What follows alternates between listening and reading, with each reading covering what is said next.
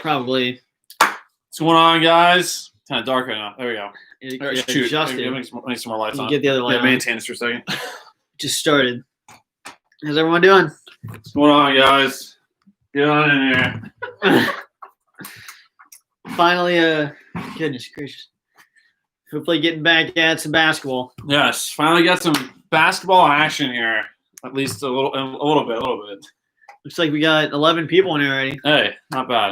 Let's see what we got here. We got Camden Rich. When's the pro day? So I just typed in the group chat, but basically it starts at 7 o'clock on SEC Network, and it's supposed to run until 8:30. Typically in the past, they do their 5-on-5 scrimmage last. So I'm assuming for the first at least 30 to 45 minutes will probably just be kind of fast break drills, shooting drills, stuff like that, which is still cool to watch. Remember last year, Sestina was just nailing shots all game or all practice long. And obviously this year we have everyone gone except for one guy. All right. I guess there's some people. Okay, so let's catch up here. So I'm gonna try my best to stay up with the chat. Yeah, you gotta go faster. So Slippy. Bro, there's Shaq on the screen. Were you talking about Keon Brooks on the thumbnail for the video? Yeah. Let's see. Kim Garrett. Hey, BBM, we are UK. You okay? Yep. Matthew Napier, let's go. Jack Dalton, let's go. Good to see you guys in here.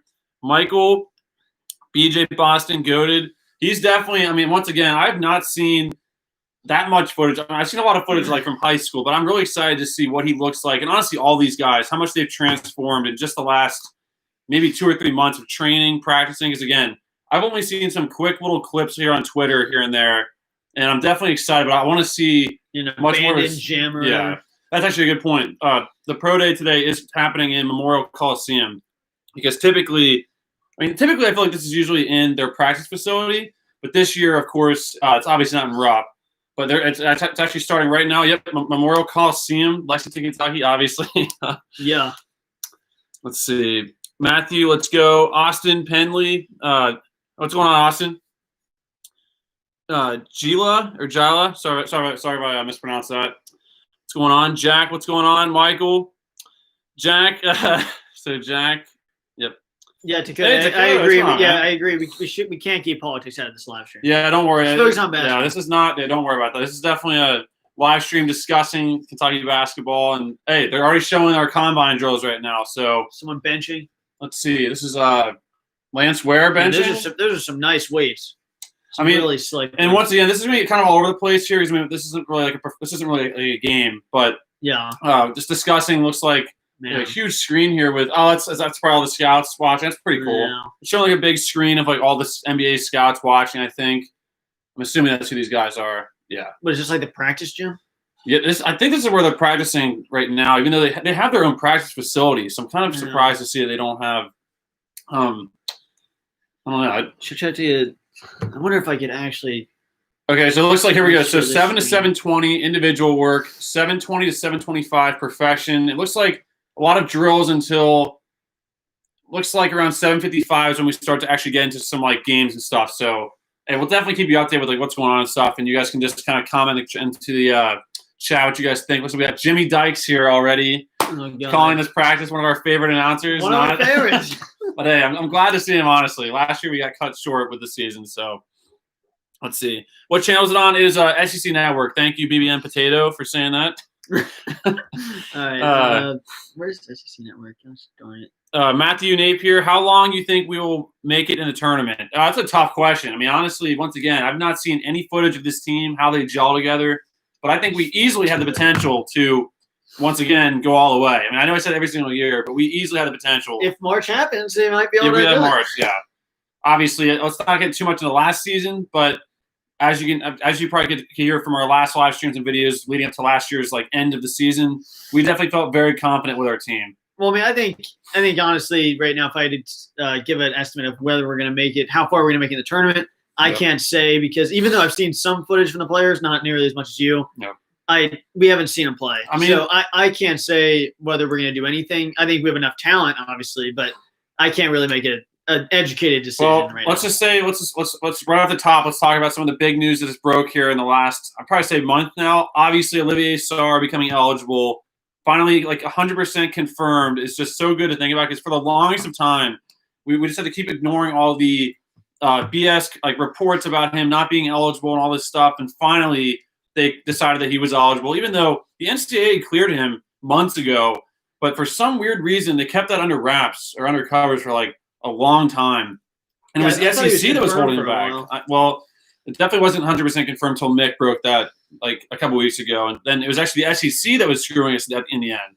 And Bruce Pearl might have been behind that, but again, there's no proof of that. I don't know why they can't just let him play. Yeah. Looks like Jack said – wait, no, yep, I already said that. No, appreciate that. We definitely appreciate that, Jack. I mean, honestly – I apologize for the lack of uploads here in the last month or so. I promise, obviously, here starting soon, there'll be weekly uploads and obviously a ton of live streams once games kick off or tip off. So, yeah, lots of or kick off. Hey, that actually brings me a good point. The football. I remember I did a poll in the community tab of for YouTube, and I asked if you guys wanted to watch football related content. And I've been meaning to get around to doing some live streams for football games because we do root for Kentucky football some. Yeah, it's not that we don't we root like for SEC. Yeah, we're huge SEC fans when it comes to football. And obviously we're huge Kentucky fans when it comes to basketball. So, yeah definitely. But no, I think we will start doing some live streams for some football games 100%. And, yeah, I mean, honestly, it could just kind of be a way for us to talk about anything going on in football or even Kentucky basketball as well during football games. It's specifically Kentucky football games. I wonder if I'll be able to show some stuff on my iPad, maybe like for a second. Yeah, because I have the footage. We might try this because we actually have a stream of this going on now. I mean, hopefully you guys have this on in the background wherever you're watching from, so you can see some cool. Maybe there's a highlights on the highlight. screen. Maybe we can do that if there's because it's actually delayed. So if there is a good play or something, then we can actually maybe show it on there. No, exactly. Because it's delayed. No, Jack, you couldn't be more right. You could not be more right. It was honestly the longest period of time waiting for that news to be 100% confirmed. It looks like Arlo, Ashby, go BBN. Yep, definitely.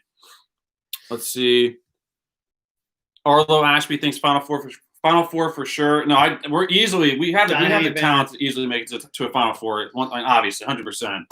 But it just depends on how much we can gel, come together as a team by that point. But obviously, we're still a while away from that point happening. But if you guys playing with the mask on? No, that's not even a play. It's like coach. No. Yeah, I think. Yeah, the coaches have masks on, which I'm assuming that's probably just standard protocol, especially if it's like a televised event. So luckily, the players look like they have just normal attire on, which is nice to see. Yeah. Kobe Stop.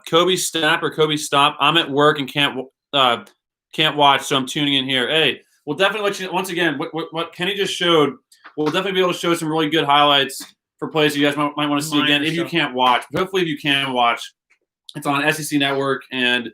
Yeah, well, don't worry. We'll definitely fill you in on what's going on, especially for the scrimmages, because we can't really do play-by-play for, like, drills and stuff. Yeah.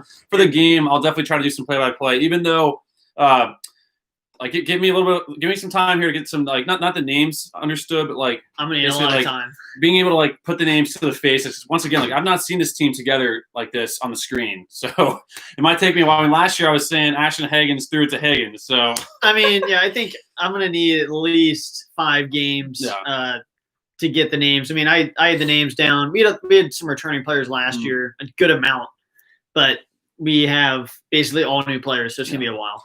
Just some comments here from what I'm seeing on the screen. Jacob Toppin looks like, I mean, this is Lance Ware. That is awesome what he's looking right now. Is he 7 foot? He's not, but he's supposed to see. That's what I'm saying is like Jacob Toppin was like, he's listed as a power forward, but from this footage right here, he looks like a 7-foot center. Yeah, he does. He looks like he's 7 foot. And this is our walk-on. So, no, right now looking at, and that's Olivier Sarr at the top of the key. So the size right now we're watching the bigs warm up and do some drills. The bigs look unbelievable right now. I mean, I know they've just done 2 layups, but still. Just show this. I'm very, go ahead and show this really quick. Look at Lance Ware, guys. And I know you guys are probably watching this at home too, but Lance Ware, we have some major size already, what it looks like here. Goodness. It's very, very encouraging. I'm not gonna say title after 1 layup, but I mean that was very encouraging. That's a pretty good flipping layup. The guy that has been getting the most hype from practice, I'm sure you guys have already heard this, is Isaiah Jackson. He's been really showing out in practice a lot, and Isaiah Jackson is definitely someone that I'm very excited to see. He was actually he wasn't my X factor, but he was my.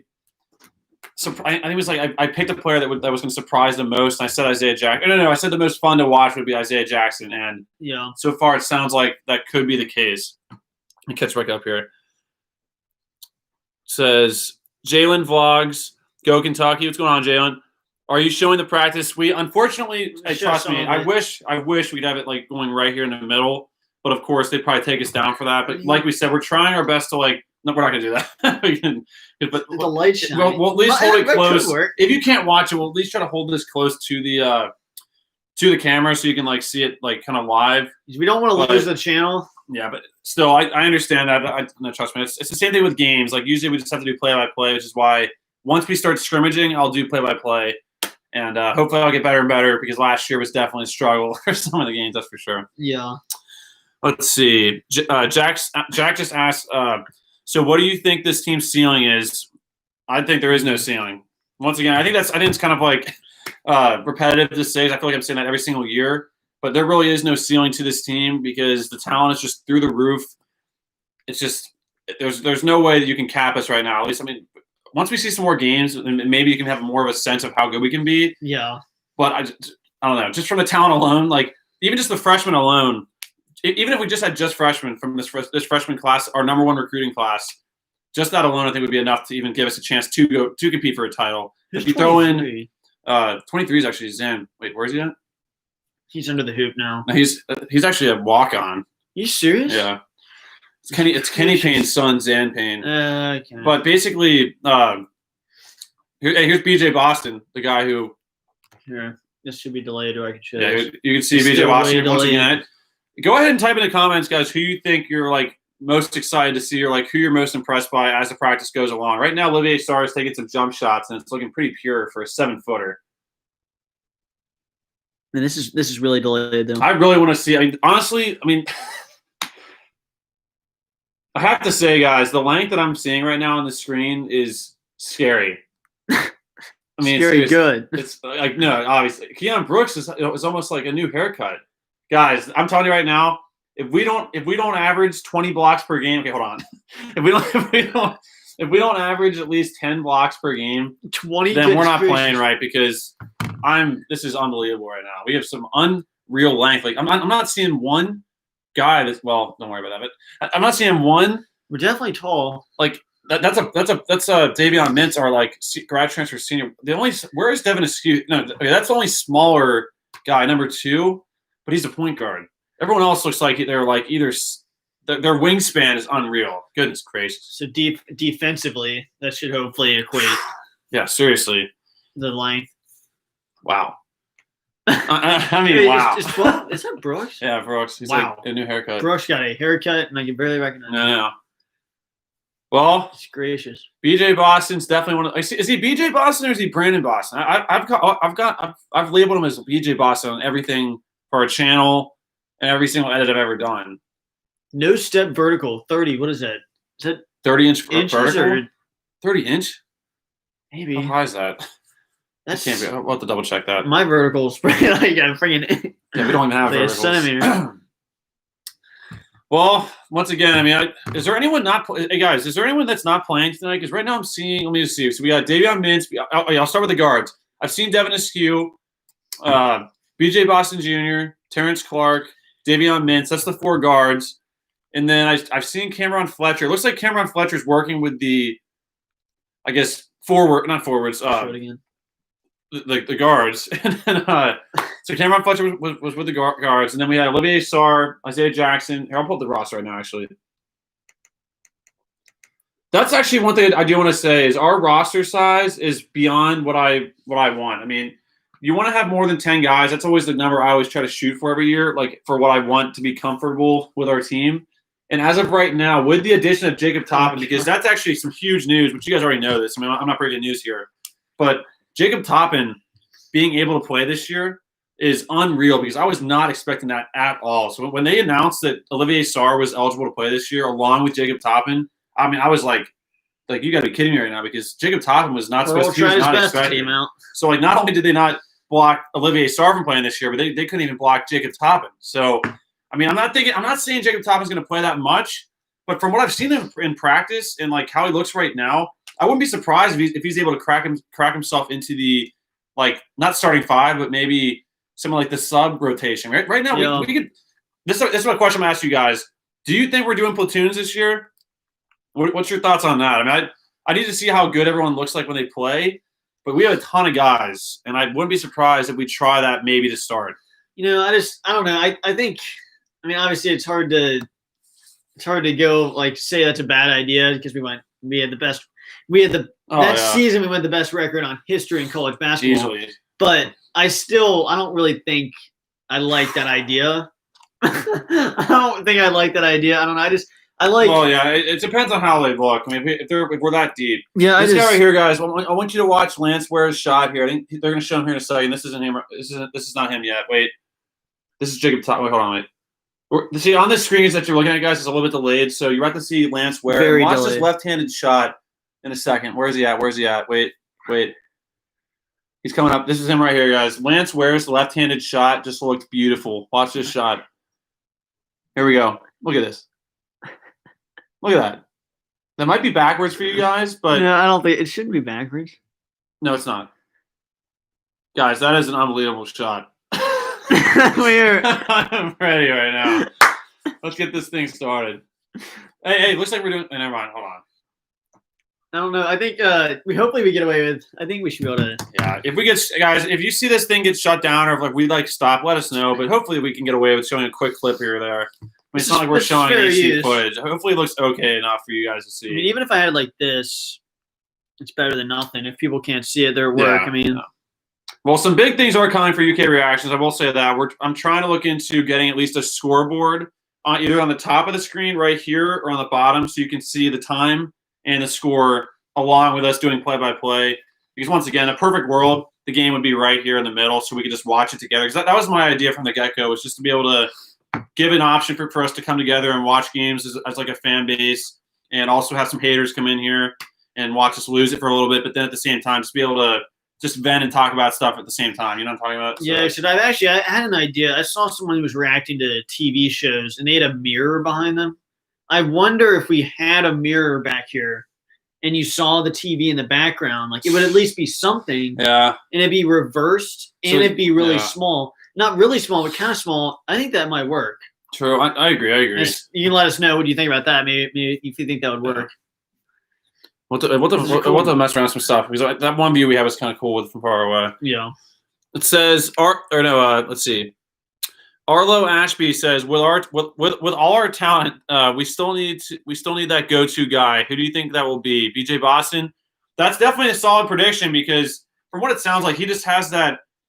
What's the persona or that just kind of like mindset? Because there was just an interview where I don't know who he was talking to. He was either on Paul Feinbaum or some radio show, and he said that like his goal is to be the best basketball player ever. I mean, obviously it's a very big goal to aspire to. Yeah, but to have that mindset, it's kind of like a Tyrese Maxey. Because once again, last season we just had so many pieces to that team, and along with the free throw shooting, which we'll get to later. But again, like we just had all the mindsets, and Tyrese Maxey was a guy that could probably go the entire game without scoring. But then if we need a bucket, you give him the ball, and he's going to knock down that shot. He's usually the go-to guy. His best 2 games in the Kentucky uniform were the 2 biggest games, arguably, last season against Michigan State to start the year and against Louisville.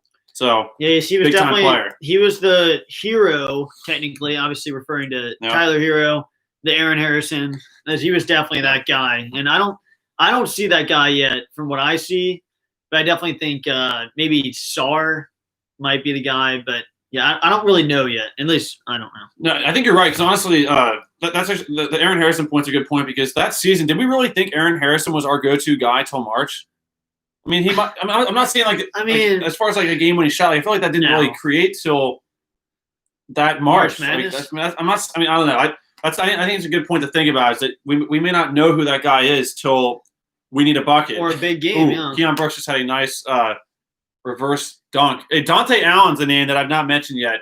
He looks pretty solid right now. He looked pretty big.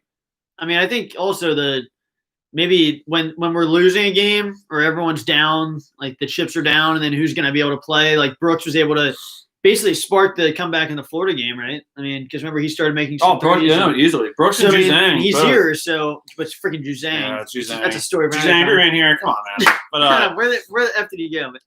But Brooks showed that he could be that guy in the late games. So at least that game. So I think he'll be able to show that hopefully again. Jalen says, or Jalen vlogs Frimpong. Sorry if I mispronounced it. Sorry, man. Basically said we are going all the way. No, definitely. We have the talent to 100%. Jack Dalton, hopefully not. The best 5 needs to play. Yes. No, that's definitely a good point. I'm not saying that we're going to do. We actually went to the commercial break, but all right. But basically, just for commercial. But basically, though, what was I just saying? Oh, that's right. No, the best 5 do need to play. That's right. Honestly, we'll figure that out as the season goes on. But here's my starting 5. I mean, you may not be able to give your starting 5 because you don't really know all the guys. Yeah, I can't get a starting 5. I'm gonna go with my starting 5 again, guys, just so you can hear it. I'm thinking Olivier Sarr at center. Here, I'll start with the point guard. I'm starting with Davion Mintz because I want the experience to start the season off. Who knows? I think Devin Askew has the ability to take over that starting point guard role. But I'm going to go with Davion Mintz, Terrence Clark, B.J. Boston Jr., and then Keon Brooks, and then Olivier Sarr. That's my 5. And then, yeah. Well, that's my starting 5. But then a lot of guys that can easily insert their way into that role, into that starting 5 role, or as a solid bench player. I mean, I can't give 5, but I definitely think Brooks is in the starting lineup. That's an easy one. Yeah. And then I think Olivier Sarr is definitely going to be in there because just watching his plays from where he played, he was at Creighton, right? Who? No, Sarr was Wake Forest. Oh, Wake Forest. Well, seeing that he was already at that kind of school and he's been around for years, he's got to be in there. And those are the 2 guys I know for sure should definitely be in the starting 5. As far as the other guys, I've seen some really good players out there, but it would be stupid for me to say anything else because I don't know enough about any other players. Okay, so here we go. We got Jack said he has to go eat dinner. Hey, enjoy dinner, Jack. See you back in here hopefully later. Mountain Warriors is in here. What's going on, Mountain Warriors? Hey, Mountain Warriors. Hey, hey guys, looking good. Or looking forward to the UK Big Blue Hoops. Yeah, he's just around here. I know. I'm not sure where he's at. And then Kadeem Snow, can you guys put the camera on the screen? I don't have SEC Network. Like we've been saying. We're going to try to show some highlights here and there. We can't just have it 100% on the screen, unfortunately. We don't want to get freaking destroyed. But like I said, we're going to obviously do play-by-play during the scrimmage, and then we'll be showing. We have the option now to show you guys replays with our screen. So at least we have that option. Usually we don't have that. Yeah, this is actually a really good thing because if there is a really good play, not only we'll be able to see it there and then play it on the iPad. So we'll actually be able to show the better plays. But we'll try to show the screen eventually or every once in a while. Yeah. We don't want to get our channel deleted. And Kadeem Snow just asked a very good question by saying, who's our Quickley this year, meaning the best 3-point shooter? Unfortunately, I don't think there is one. It's going to be hard to replace Immanuel Quickley because, once again, he was just a guy last year that just came out of pretty much nowhere for most people. I mean, I knew he was good, but I really had no idea that he was going to turn into that kind of a guy last year where he was just nails from everywhere on the court. He could get a bucket all the time, made all his free throws. I mean, it's frustrating. He was in my dream team. Yeah. I don't think we're getting one. I don't think we're getting him this year. I mean, he's a once in every 3-year player. I agree. I mean, we have a lot of guys that can shoot. Don't get me wrong. If I had to guess right now, who would be our best 3-point shooter from this year's team? From what it sounds like, I would say B.J. Boston Jr. just because it sounds like he's a natural scorer, can score from everywhere. But I don't know. I'd say B.J. Boston Jr. or I've been hearing a lot of good things about Dante Allen shooting. I mean, don't quote me on that. But this guy. That's right. And this actually brings me a good point. Just want to give just share condolences to the John Schlarman family because he just passed away today. I think it was today. I think was what we just found out. So yeah, definitely thoughts and prayers go out to him and his family. And I think he was the offensive line coach. He was an assistant coach for Kentucky football. Yeah, Mick actually literally knew him. Yeah, one of our UK Reactions contributors knew this guy. So yeah, definitely wanted to make that comment. And definitely just wanted to comment on that because they were just talking about it. Someone just asked in the comments. Michael just asked, "What are they doing right now?" We just came back on, and then they just showed John Schlarman's picture, and probably just talking about it right now. Obviously, our TV's muted right now, so we can't really hear what they're talking about per se. But they were showing him another back to practice, which they are doing. Looks like they're doing some more individual drills, like the big men. The forwards are doing some hook shots. Right, And yeah, I can show what we're doing right now.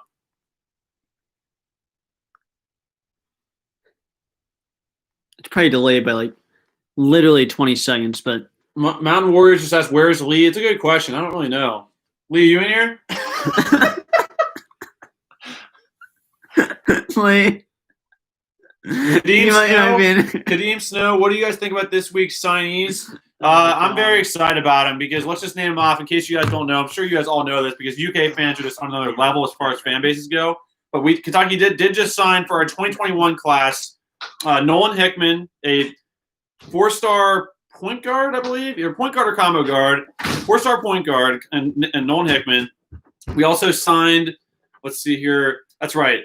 Bryce Hopkins, who was actually a 4-star power forward, and he decommitted from Louisville. So kind of an extra little bonus there in that signing because obviously he was committed to Louisville before decommitting and then committing to Kentucky. So that's always nice to steal someone from Louisville.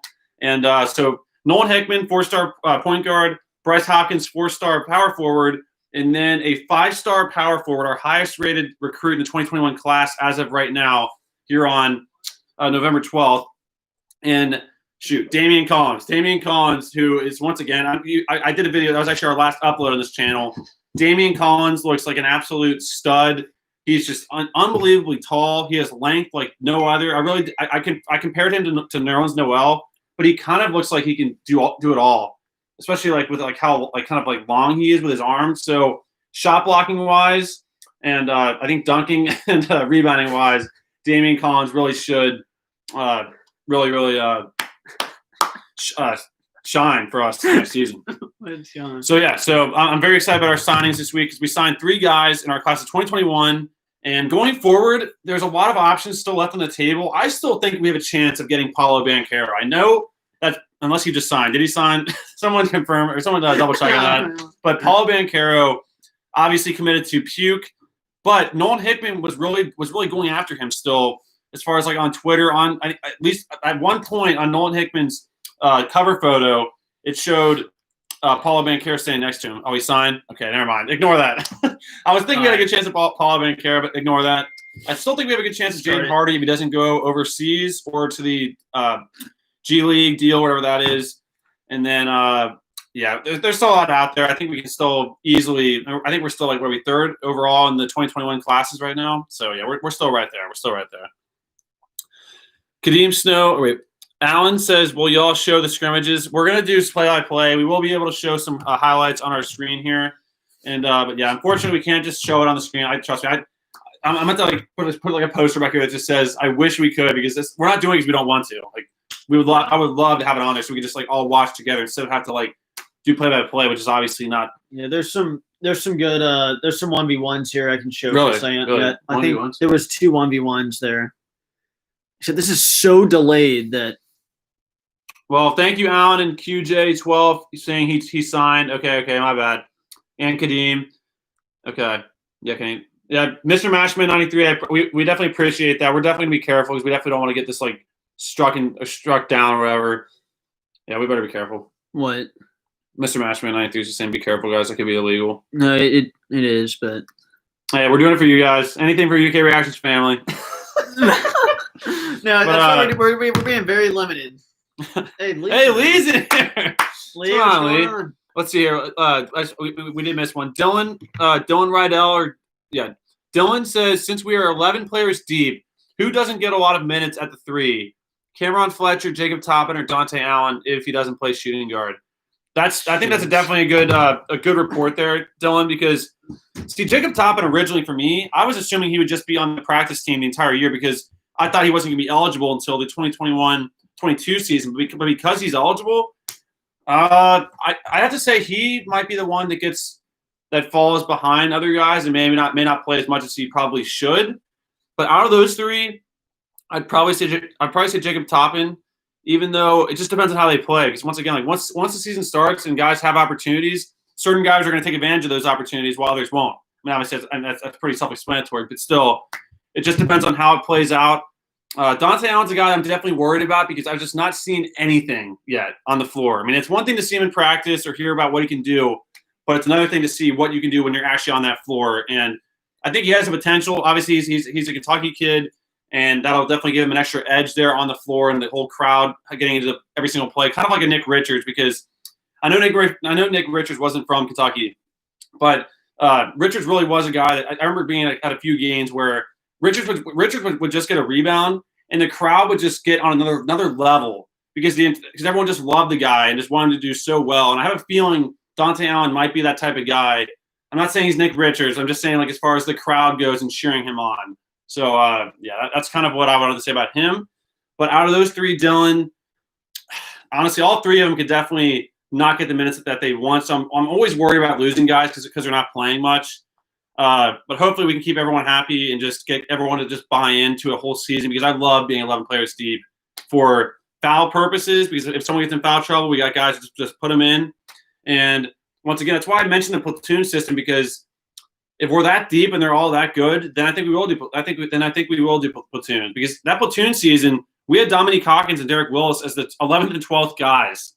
So it can work. It can work, but obviously that's a pretty high ceiling to get to from the 2014-15 team. I'm not saying that's what we're going to be, but who knows? Who knows? Michael says, "What other teams do you think will be competition for UK?" Good question, Michael, because before this broadcast started here. Actually, speaking of a really quick side point, Jacob Toppin just had a nice alley-oop dunk. Because they're not scrimmaging yet, but they're just doing like alley-oop drills, I think, right now. I'm pretty sure. Yep. Kind of like just lobbing it to the big guys. But basically what I was trying to say before that was, Oh, yeah. It's actually Tennessee was rated higher than Kentucky in the SEC preseason rankings. For whatever that's worth, you know what my thoughts are on the preseason polling. Absolute means nothing. Even if we were 1 or 1,000, all that matters is how good you are in March. But Tennessee was actually ranked ahead of us in the SEC standings. We were number 2, and Tennessee was number 1. So even if that wasn't the case, Tennessee's definitely going to be kind of loaded. Not as loaded as us, I don't think, but they have obviously Fulkerson coming back. They have I can't really name all the guys, but if you look into their team, they definitely have a lot of guys coming back. So I definitely think Tennessee will easily be able to compete with us somewhat. And definitely, all road games are going to be a total pain to play, like usual. Even if the team's terrible, it sucks playing on the road. Florida's probably going to be pretty good again because they have a lot of guys coming back. Auburn, I think, is up there because their recruiting's definitely picked up a lot. Not on our level, but they're definitely picking up for Auburn standards. So I'd say Tennessee, Florida, Auburn, and then if I had to pick a fourth team, maybe LSU, maybe. I'm not sure. I'd say I'm not the fourth. I don't know yet, but yeah, we're doing a lot of plays right now, which is pretty cool. We're not scrimmaging yet, but they're doing like kind of like some cool 3-point shooting / driving in for lob drill. Kind of like a pick and roll thing, which is pretty cool. Like one guy, the big man who picks, rolls and has an alley-oop dunk, and then the guy who was going around the screen catches a shot for a 3-point shot. Hang on, here we go. And then it says, Mikey's in here. It's a what? Kadeem Snow. Thank you for bringing that up, Kadeem. That's a good point, and it's actually something I wanted to touch on here. I'm definitely going to touch on it right now once we're done showing this on the screen. You can keep showing it.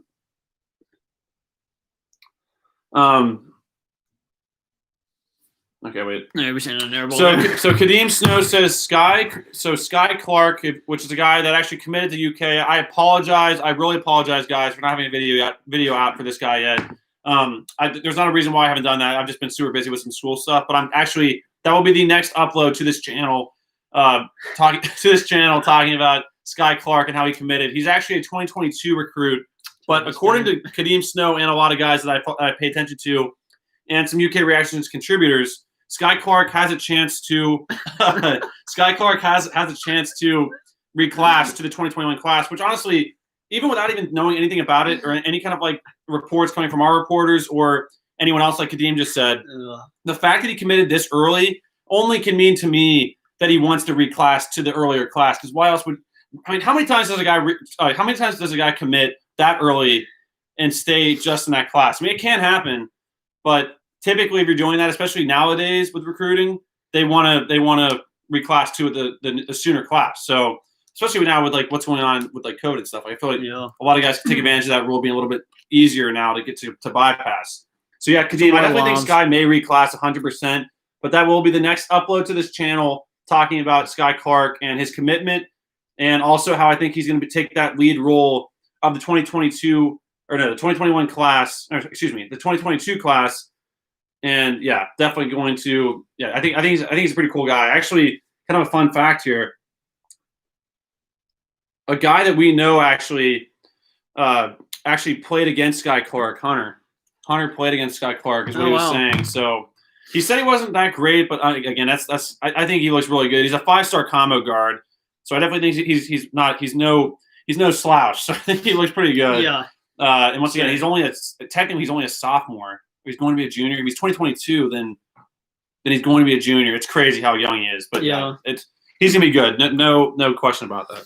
Is this our preseason poll? Here we go again. They're showing on the screen. Once they show this, you guys can see what I saw before this broadcast started. There's no numbers. But they're showing that's on the left. Yeah, you can show this. This is actually showing, guys, the SEC standings, the preseason standings, which don't mean too much. Not but what yet. they think. And Tennessee was rated above us. You guys can give your thoughts on that. What you think about that? Here we go.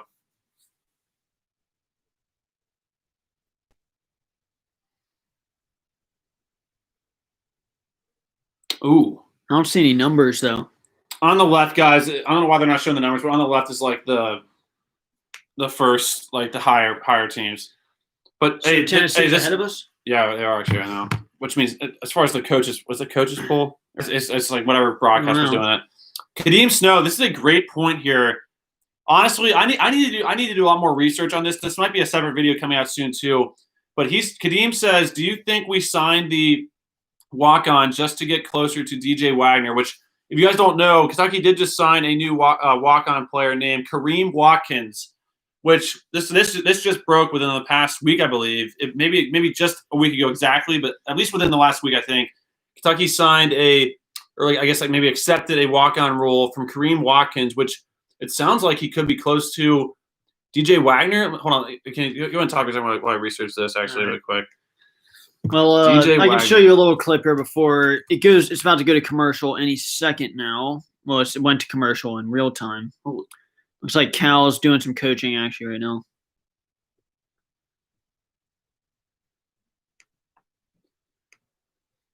Okay, so it looks like DJ Wagner. Wait, is that what his name is? Wait. DJ Wagner, guys, is a 5-star. Holy, okay, whoa, guys, this is some breaking news, but somewhat breaking news. DJ Wagner Jr. is the #1 player in the class of 2023. So the class after Skyy Clark's class as of right now, and apparently it sounds like what Kadeem was just saying. I think I'll have to research more on that, but maybe he's close to DJ Wagner.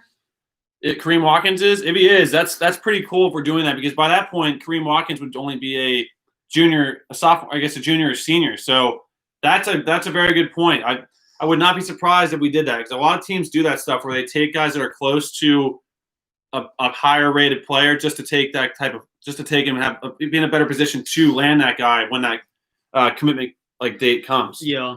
So good point. Okay, let's see. Let's catch up here. Lee says Cal yelling through a mask. I know it's hard to tell if he's yelling or not. You can kind of tell it through his eyes, but I'm sure he's definitely yelling through his mask. He definitely is.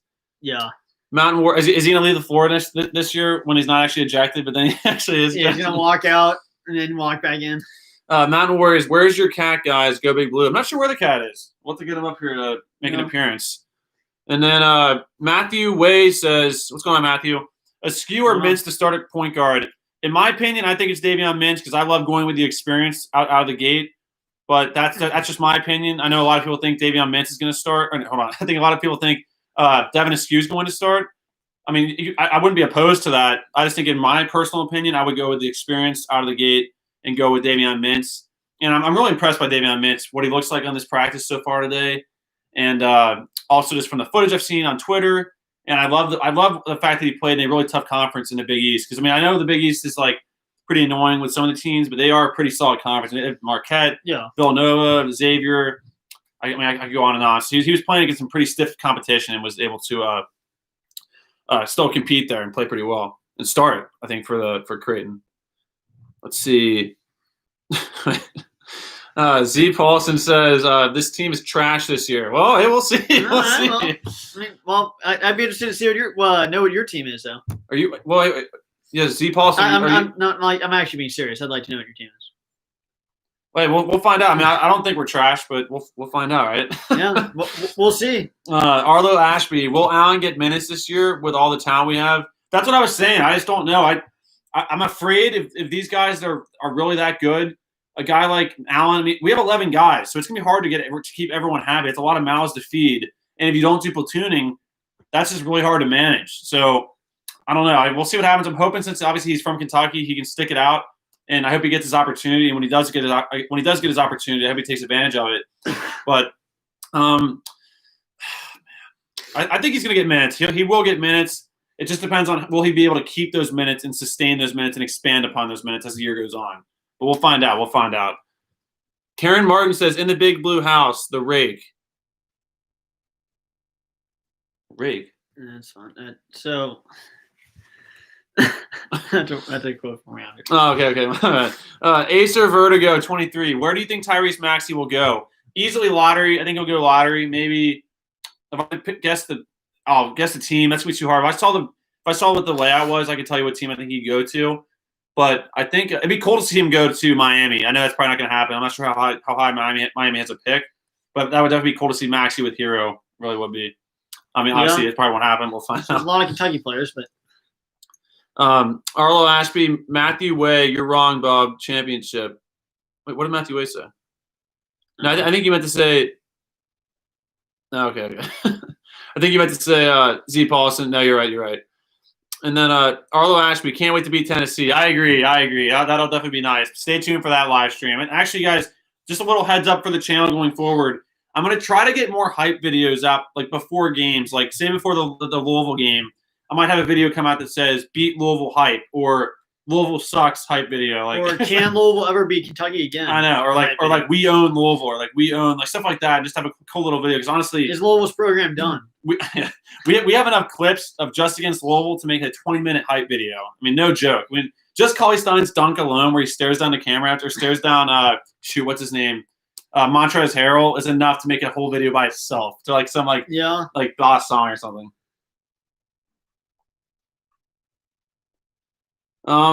Scrimmage is actually starting. Oh, shoot, are we? Okay, so Scrimmage. Hey, I'll get to all those comments, guys, in a second. But it looks like we are scrimmaging now.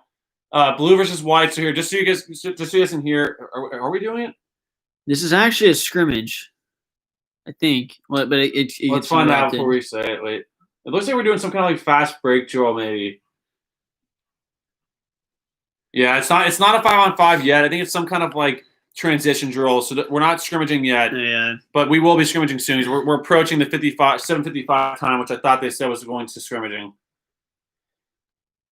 Yeah, but it's like a transition type drill. I mean, they are going 5-on-5, or is it 4-on-4? 4-on-4. Yeah, 4-on-4. But Lee Martin one of our UK Reactions contributors, and Lee Martin just said Ivy League just canceled all their sports again. How does the NCAA fill vacant auto bids? Apparently, that's not good to hear that they cancel all their sports again. But honestly, I kind of saw that coming. But how do you fill those vacant bids? Just add another team from the SEC or just another Power 5 conference. You know, I think that's a pretty easy fix, because as long as there's enough conferences playing, we can do without one Ivy League team for the entire field of 64 or whatever it is. You know, we can easily find another. Because honestly, how many teams always get left out that should have made it? Like, one of those teams will get to play this time, because Ivy League can just decide to sit out. I think they'll be back, though, kind of like college football, where the one program said they were out, they came back in. I think that's just going to happen with basketball. Yeah. But CHXBBZZ Perkins, what's y'all's opinion on the transfers? For our transfers this year, I'd say I'm very excited about all three of them. Let's start with Olivier Sarr. He was my X Factor in my X Factor video on the channel. He was my most important player in one of the other videos. He's in my starting 5. And Olivier Sarr, I think, was the reason why I thought before without him we still have a chance to compete for a title, but with him we have beyond without a doubt have a chance to compete for a title. I think he puts us over the top in some areas. We'll find out how it looks like when we play. But I'm very excited about Olivier Sarr, and then Davion Mintz. I think, honestly, I was most intrigued by him when we signed him, just because of where he came from out of Creighton and how solid he looks, and he's very experienced. Both Sarr and Mintz are both seniors. Mintz is actually a grad transfer senior, so I think he has an extra year on that. And then Sarr is just technically a senior because he's only played 3 years at Wake Forest. And then another little bonus on Olivier Sarr is one of his best games at Wake Forest was against Puke, where he was just dominating. So let's carry that over to UK and do that same thing against Puke wherever we play them in March, possibly. And then Jacob Toppin, another solid addition. That was honestly the craziest addition in my opinion because I just found out about this guy's name, like let's say on a Tuesday night, and he committed on the next day. So kind of crazy for that to happen that quickly. But again, Jacob Toppin related to Obi Toppin, which do you know who Obi Toppin is? He was that unbelievable guy from Dayton last year. Not really. There's a really good player. Dayton had like an unbelievable player in Obi Toppin, and that was Jacob Toppin's brother. So hey, we'll find out what Jacob did. I'm not saying Jacob's going to turn into Obi, but hey, they're related. They're related. Obi-Wan Kenobi. He's not related to Obi-Wan Kenobi. He's related to Obi Toppin. Yes, Kadeem. Yes. Travis, I'll get to your comment in a second, but just wanted to say really quickly for next week. Kadeem Snow asked, will you be live streaming the Big Blue Madness? Yes, we will be doing a live stream just like this. It's actually a week from today on November 18th. Let me just double check that. Sorry, I just dunked it. Really? I think. Yeah. Or no, excuse me. November 19th, I believe, is. Let me just double check. There's a picture. Yeah. No, hold on. November 20th, next Friday, looks like Big Blue Madness is at 9:00 on probably SEC Network. Yes, SEC Network. So yes, we'll be doing a live stream for that. So be ready for that. You guys can come in here and watch that with us, so we can give our thoughts on stuff. This is a good dunk from Sarr here. I'm pretty sure. I hated the Non-Warriors, good screen. questions, Lee. Hope we get to watch the UK Hoops team in 2021. Exactly, I agree. Good point, Non-Warriors. Travis Pate, what do you guys think of Devin Askew? Go Heels, by the way. Okay, so we got a Tar Heel fan here. Hey, other team fans can always come in here and have discussions with us. We're not going to ever exile people because they're not UK fans. Because last year, I had some great conversations with some Ohio State fans, Louisville fans, Ohio State. But you guys come in here and talk trash if you want, but it's always nice to, because hey, we are the blue bloods of college basketball, you know? So you're right. But definitely, you can watch, any team can watch this channel. It's honestly just, it's, at least try to have like some kind of logical argument now, not just like F you or F Kentucky. But we can definitely have a little discussion about. Just a little fun fact, honestly, two of my best friends are a Puke fan and Ohio State fan, so just got to deal with them. But anyways, though, your question, though, Travis, was what are our thoughts on Devin Askew? I think he looks like a solid player. I love his just attitude on the floor. He really did play with a lot of passion. There were some videos that I used in my hype video of him showing just some extra, just like something about him when he was playing. Like he was just like, he would like, after the whistle was blown, he'd be celebrating stuff and not showboating, but like, I mean, sometimes he was showboating, but like he had that just extra kind of like, what's the word I'm trying to like, not persona, but just like, extra edge about him on the floor. So I definitely was very impressed by Devin Askew and his footage. So I'm really excited to see what he can do on the floor this year. So good question. Good question. There's a couple good plays here. I think I saw a bucket from Sarr and a bucket from someone else. Emily Whitworth just said, best video ever. Finally, we're back to full screen. And she said, and Emily said, we winning title. Hey, hopefully. I think that's a good point. Thanks for watching, Emily. But no, seriously, hopefully we will. Call Me Good Dude says, who's going to beat Louisville, though, this year? Are you asking, like, out of Kentucky or Louisville? I mean, I hope we can beat them, but at the same time, we've beat them so many times that they're eventually going to be due to get us at some point. But I don't know. With the crowd situation, I don't think the home court advantage will be. Oh wow, Devin Askew. So that's a good shoot, Emily. I'll get back to that. Or no, wait, no, I'll get to that. Call Me Good Dude. I'll get back to that question really quickly. But just wanted to go back to Travis Pate because you just asked about Devin Askew, and Devin Askew just hit a nice jump shot that looked really nice. Here it is right here. It's so delayed. Definitely, Askew has a really good shot here that I'm going to show. But no, Emily. Yeah, I agree. Hopefully we can. We can take this title. We have to get number 9. We got to get number 9. Gets the ball back and shoots it here, I think. It's the next play. Yep. That's it. Yep. He's going to get this ball and take it. Yep, right here. Oh, behind the back, too, and contested. Very nice play. Very nice play.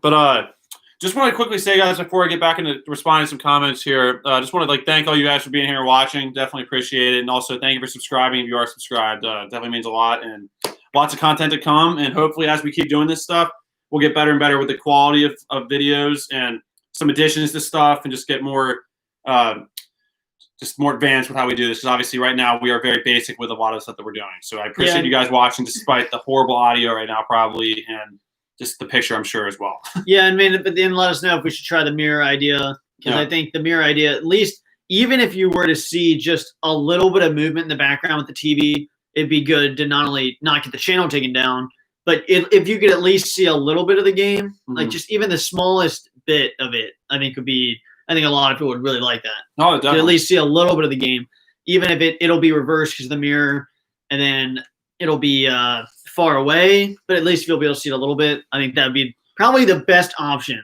because there's no way we're showing the game unless we get the license from Rep Arena or whatever, CBS, exactly. ESPN or whatever. That's not happening. Yeah. Lee Martin says Dirty Birds. Yep, Louisville is definitely not our favorite team. Not our favorite team. Mountain Warriors, UK has owned the Ville. Hope it continues. Cal has owned them anyways. Exactly. Whatever the record is overall right now, I think it's are we literally at probably 13-2? I'll look that up in a second, but I'm pretty sure we're way above 500 against Louisville under Cal. Yeah, it's worth mentioning since there's so many people here. I don't know if you've heard this, but obviously there was a lot of people in what year is it? 2014? We got flipped off. That was that was 2015, 16, 15. Well, 2015-16 year, we were in Rep Arena when Rick Pitino flipped off the crowd. Yeah, so we were right there behind him. We didn't say anything stupid. We were walking past trying to get to where the Kentucky player would come out for the end of game interview, and apparently that's when he flipped. Well, apparently he just showed us his ring. But it's just worth mentioning because I think that sums up how good of a job you've done with that rivalry. Exactly. I know. If we were able to show it, we'd be showing it right here on the screen. And then let's see. Mountain Warrior says the rate Kenny Mountain Warrior's out priceless. Karen Martin, he said priceless. Yeah.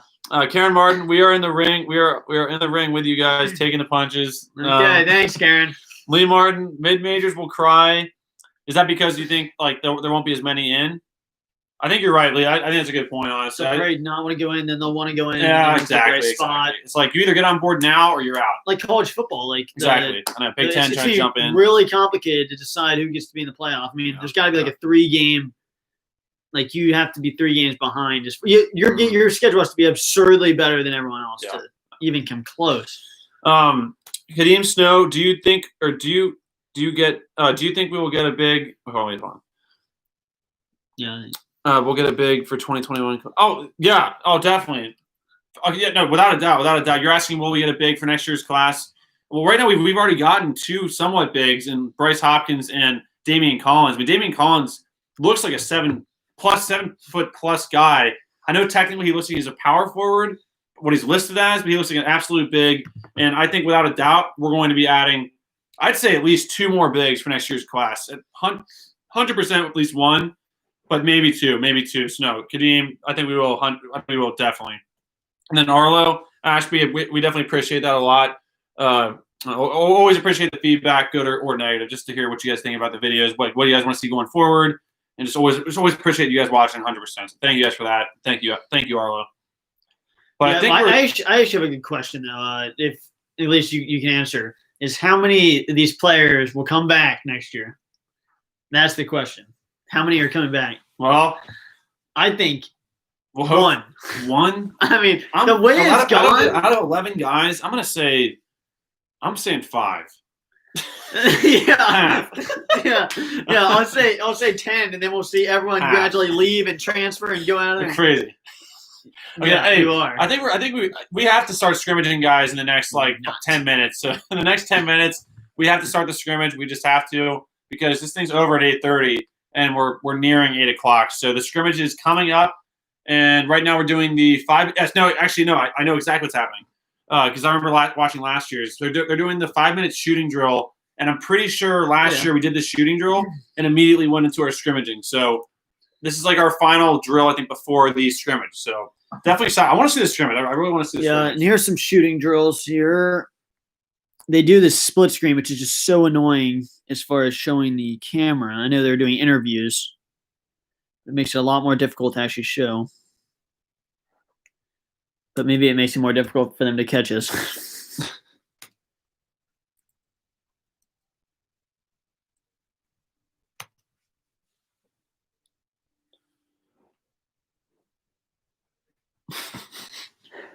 JBA, what's going on, JBA? BBN, no doubt, no doubt. Hey, if you love street ball, definitely check out that channel. I know. I was checking out JBA's channel. That was definitely pretty cool. Some funny footage, but then also some pretty cool basketball footage. Some great dives and shots. some great crazy dives. Intense games. Check out JBA. Cameron Fletcher, guys. That's actually someone asked earlier who I thought the best shooter was going to be, and I was hearing some crazy stuff about Cameron Fletcher and shooting. I'm pretty sure I heard that, and I've seen just watching him right now. This is where you can definitely tell who can be a good shooter. Because last year, guys, I remember watching this, and Nate Sestina did not miss a three in this drill. I remember you made that comment. And this past season, Nate Sestina was nails pretty much a lot of the time on the court. He was good. He was definitely a good 3-point shooter. Yeah, and maybe not as consistent as we wanted him to be. Wasn't consistent as quickly. He didn't shoot as much, but yeah, he didn't shoot that much. But he had some big games. He had some big games. Definitely miss a guy like Nate Sestina. It sucks that the NCAA really screwed him like that and didn't let him come back because, again, like that just, once again, a little side note, just ripping the NCAA. The NCAA, their little comment about why guys like Nate Sestina and seniors that couldn't come back, they're like, well, they played the entire season. And like, hold on. Like, you don't even understand the point of your entire organization. The point of a college basketball season is to get to March Madness. That's the whole point. He played the whole regular season, but you don't play for the regular season. You play for championships. And he never got that chance. And a guy like Nate Sestina played 3 or 4 years at Bucknell, goes over to Kentucky, and then just gets screwed. And hey, well, no March Madness for you. I'm pretty sure Nate Sestina did not play one. Maybe he played in one March Madness game, but other than that, he got screwed. So I feel bad for the guy. I wish they would have let him come back. And I guarantee you, a guy like Nate Sestina would have 100% taken a bench role in this team just to be a part of the team. And I think he would have played a lot because he's a solid player and a great guy. And definitely sucks. Definitely sucks to see him go. It sucks to see them all go, but definitely a guy like Nate Sestina really poured a lot of his. He was just always. Did you ever see Nate Sestina ever one time show a negative attitude towards anyone, a coach or a player? No, he was definitely a really positive, good player to be around. I know in particular, Sestina and Quickley had they always talked about how they were good friends, and talking about stuff, and they were talking about their free throw form, which. I mean, if you're going to talk to anyone on Kentucky, talking to Quickley is definitely a good guy to talk to when you're talking about free throws because he was flipping lights out from the free throw line. Yeah. But that's actually – wait, did you just talk about the free throw shooting? Well, I was talking about how Sestina and then we'll talk about free throws, which Sestina really – he missed some big free throws. Yeah, he missed a free throw that caused – Quickley was the one that was just flipping lights out. He did miss that one free throw when Mikey was here. He missed that free throw. That's what Mikey said. Mikey was stuck in a box. He was like, God dang. Yeah. She mentioned Mikey and stuff. Yeah, guys, you guys have seen Mikey and Lee in our channel. They're big-time contributors. They're definitely UK Reactions contributors, and you'll be seeing a lot more of them for this season, hopefully. And it definitely sucks that March Madness didn't happen because you would have saw a lot of great footage. And that actually brings me to a good point. I've not mentioned that for the last almost hour now. The reactions are coming. Are they, Jake? They are coming. Just guys, I have the Michigan format for the first game that we really had filmed, the Elite Eight, the 2014 tournament with all those buzzer beaters, the Aaron Harrison shot against Michigan. Because, listen, that's the format I'm going to be doing this in. Full game reactions, which is a condensed game, our best moments, good and bad, then also the bad moments and funny moments as a second video after that. And, guys, listen, we have footage from the 2014 NCAA tournament till now, essentially. Literally every single March Madness game and some other bonus games as well. So there's just hours of footage, and I'm telling you, if you guys enjoy watching people just freak out during games, and hopefully the language isn't an issue because there's definitely a lot of language, and we might have to start bleeping stuff out, possibly if YouTube doesn't allow us to do that. But tons of footage, and maybe we'll have to even start a website or a Patreon or something just so you guys can see the uncut footage if we have to even cut it. Hopefully, we don't have to. But I'm telling you, I know I keep saying it, and you guys are probably really frustrated with that.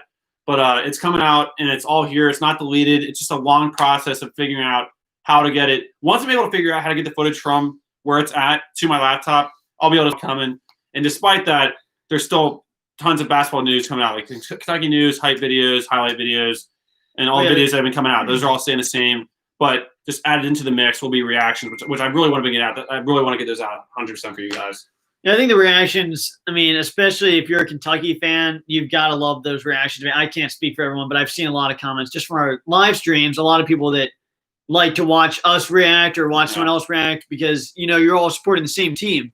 It's just really fun to see fans like that. And there's a lot of people that we've seen through comments that have said how they freak out too with games. And if you do freak out or you at least get crazy about Kentucky games, I think you'll love the reactions because it's not only – most of our family didn't even know the camera was on. Most of those reactions, which makes it the most funny because they didn't even know they were getting filmed. And so the reactions are just completely real and definitely hilarious. Without a doubt. Mountain Warriors, love that JBA channel for great backyard hoops. Definitely suggest y'all check that site out. Then Karen Martin. Yeah, I agree. Yeah, Mountain Warriors, good point. Karen Martin, white. Mountain Warriors, blue. So we got a little blue-white chant going on in the comments here. Dylan Rydell. What do you think about Nick and PJ teaming up in Charlotte, and who do you think is the sleeper on this team, and who do you think will overachieve this season? Okay, so starting out with your first question on Nick and PJ teaming up, that would be definitely pretty cool to see because obviously Nick Richards and PJ Washington play together on the, 2017-18 team, and then also 2018-19 team. Before Nick evolved. Yeah, exactly. Before Nick evolved. And right now with PJ, how he evolved, added with Nick Richards and him evolving, it's crazy because those two team up together in Charlotte. That'd be awesome to see, and I'd definitely watch that. I really would watch that. That'd definitely be cool to see. Nick, definitely. There was a lot of frustration with Richards for the first 2 years. We gave him a lot of crap, okay? We were really critical of him, but we gave him all the credit in the world the last year because he stepped up and he evolved, and he was fantastic. I mean, through his post play, his free throws, big time free throws that I never forgot about, and then I said would come back big in March. We were really critical of him, but no, you're right. No, Nick, that's what was so great about Quickley and especially Richards because Richards, with where he started his freshman year compared to where he was at the end of last year, is honestly, I'd have to say, not trying to make an overstatement here. But do you guys agree with me that was probably the biggest transformation from a freshman year to a junior year? I mean, first off, there's no one ever stays that long anyways. But, I mean, I think that had to be the biggest growth of a player easily in the Cal era in my lifetime. Do you guys agree? I mean, here's the thing is Richards started out as a player that I'm not trying to act like an expert, but just from what I saw, Richards is on the field or on the court, and I remember thinking he looked like a good player, his ability was obviously there. But I cannot believe how he went from being that guy who came in the game for a couple minutes and he might make a shot to being what do you call it? Basically our base or center. What do you call it? I mean, but as far as the whole team, the nucleus. Leader? I wouldn't say a leader, but he was just such a player you could build off of and you could rely on. You could rely on with the free throws. Remember the Louisville game? He made big time free throws. No, without a doubt. He made some, even at the end of that Louisville game, he made some big layups. Oh, free throw wise, Nick Richards won us games at the free throw line, without a doubt. Across the board, they could all shoot free throws. I mean, from Nick Richards all the way. Who was our worst free throw shooter last year? Higgins? Maybe Higgins. I mean, I think Sestina and Higgins are pretty close, but because basically everyone could shoot. But no, Nick was a guy, guys, that was really he's frustrating to start, but as a guy that we ended up really loving a lot. And seriously, one of my favorite players. Honestly, seriously, him and Quickley alone, great players. No, I've got to say, last year, I remember my thoughts of him when he first started out, and I almost couldn't even believe he was the same player because of how much better he was. No. I thought back, and I'm like, that's not the same player, right?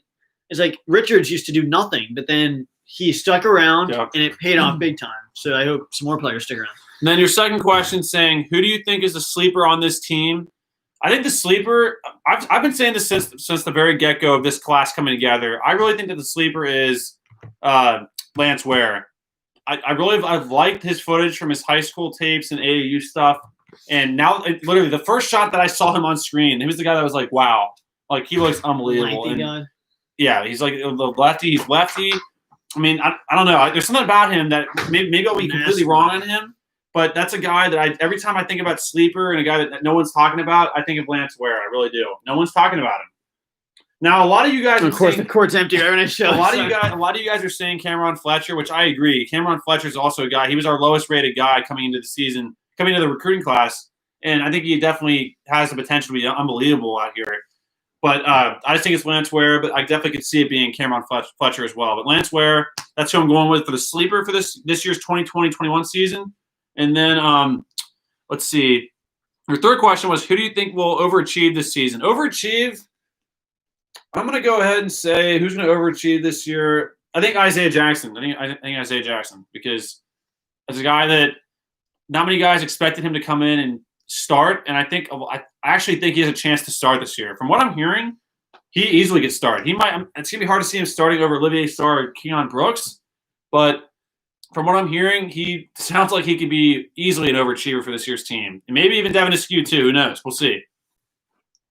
And then let's see. 502 Kentucky fan says, "What about Willie Cauley-Stein? Willie Cauley-Stein was Cal's best project." That's a good point. That's a good point. And so when I just said who was the best growth, that's a great comparison because Willie Cauley-Stein was a junior. From his freshman year to his junior year, he definitely evolved a lot. I mean, I think in a lot of ways he was still the same type of guy, just with more experience. Like he was always that kind of fiery, shot blocking, dunk, trash talking guy. Yeah. But while Nick Richards, I think Nick Richards grew more. Like they're both unbelievable. They both had a huge growth, but in my opinion, like Nick Richards couldn't make a free throws. Actually, I take that back. He could always shoot free throws. Actually, if you look back at his freshman year, he could always shoot free throws. Yeah, no, his free throw form always did look good. But hooks, blocking shots, and jump shooting wise, he evolved and grew and added that to his game like no other going into this year. So his jump shots. I forgot about that. Yeah, his jump shots from the corner in particular were definitely good. I think Willie Cauley-Stein was. Yeah, I do. I think he was already. You're right. He was already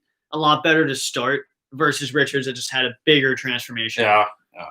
But I think Nick Richards had more to his game, in my opinion. But both guys grew a lot. Both guys grew a lot. No, yeah, I think Willie Cauley-Stein definitely, obviously had better. I think you can say obviously better dunks, and was, I think he's the overall better player. But I do think Richards has a better jump shot if Cauley-Stein even has one at all. And then Daily Grind actually just brought up a good point because a name that we've not mentioned hardly at all this entire broadcast so far has been Terrence Clark. Because you just said, I'm not going to lie, but I kind of think that Terrence will be better than BJ come March. Terrence is a guy, once again, it's the footage, guys. I'm just not seeing enough footage. And it's hard to even tell just from looking at high school tape and AAU stuff. But from what, once again, both Terrence Clark and BJ Boston have been the highest rated guys in this recruiting class. So obviously they have the potential.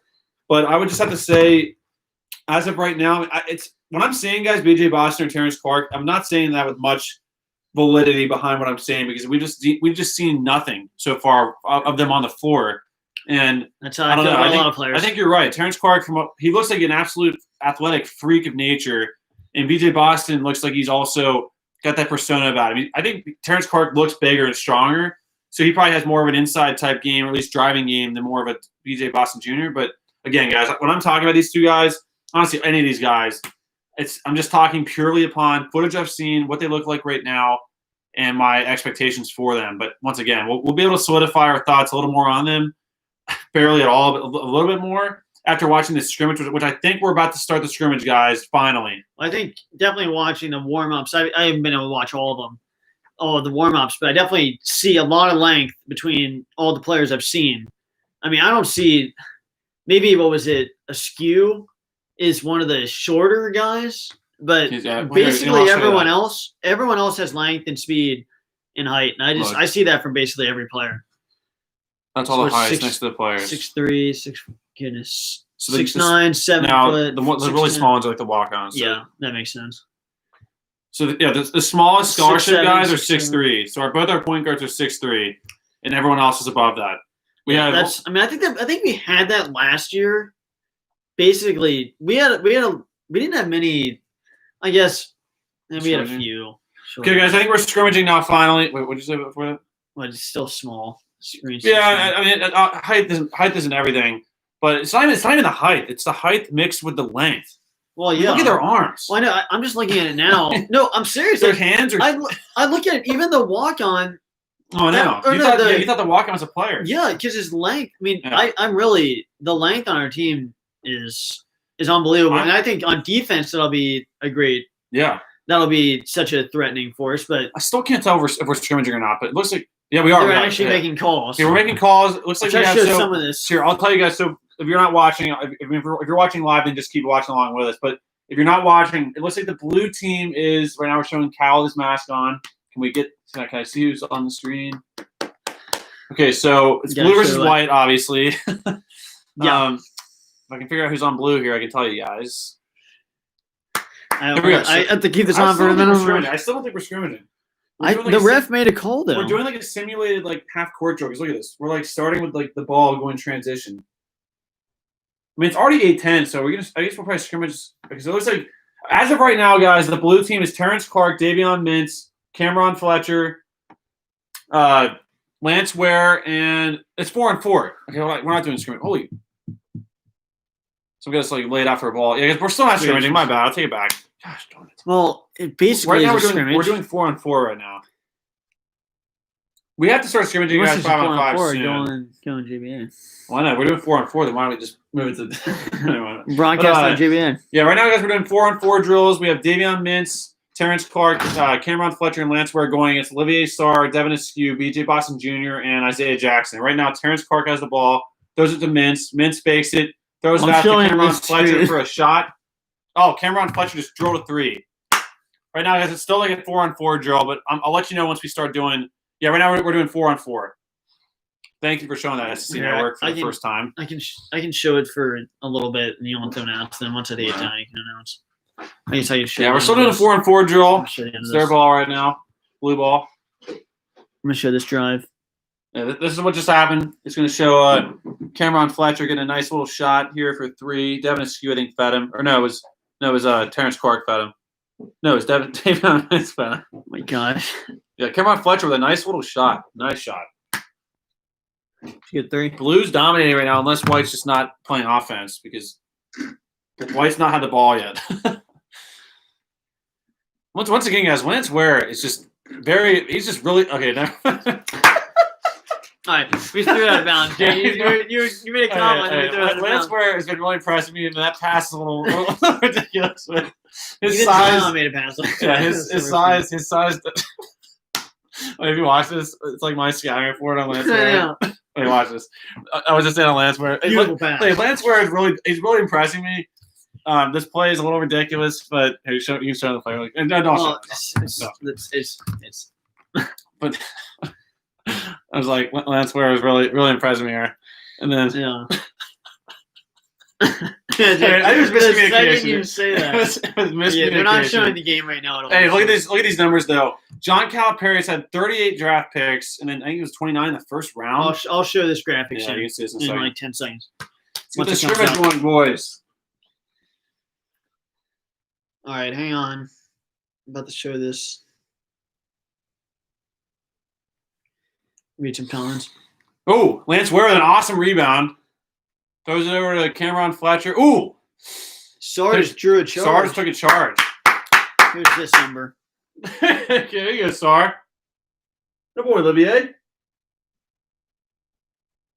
have to start practicing cheering on these names, guys. The only one we can really say the same is Brooks. I'm from Brooks! Yeah, a subscriber from Brazil. See. Wow. Comment. Shoot, I better catch up here. Yeah, you gotta catch up with the comments. Arlo Ashby, what about Devin Askew? I believe very underrated. I think he's underrated too. I think he is. I think he was talked about more because he was one of the only guards. Hold on, he was the only point guard we signed out of the class. I feel like I heard his name mentioned a lot, but I think he is definitely underrated. He was a 4-star. He wasn't even a 5-star. At least he was a 5-star, and then when he reclassed, he moved down to a 4-star. But still, good player. And definitely probably a little bit underrated. So you're not wrong. You're not wrong. And I'll try to show this play, but we just had a deflection on defense, part of the length thing we're talking about. Which is going to be if we have our hands out on defense, take the whole court. Yeah, we should have so many steals and blocks. It should be unbelievable, honestly. We should be pressing and just speeding up the games like no other. And Davion Mintz, maximum vertical of 39 inches. Wow.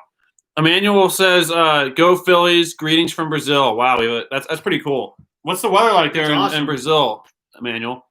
And then we had fans in that for us. Arlo Ashby, greetings, Emmanuel. Definitely greetings from Cincinnati, United States.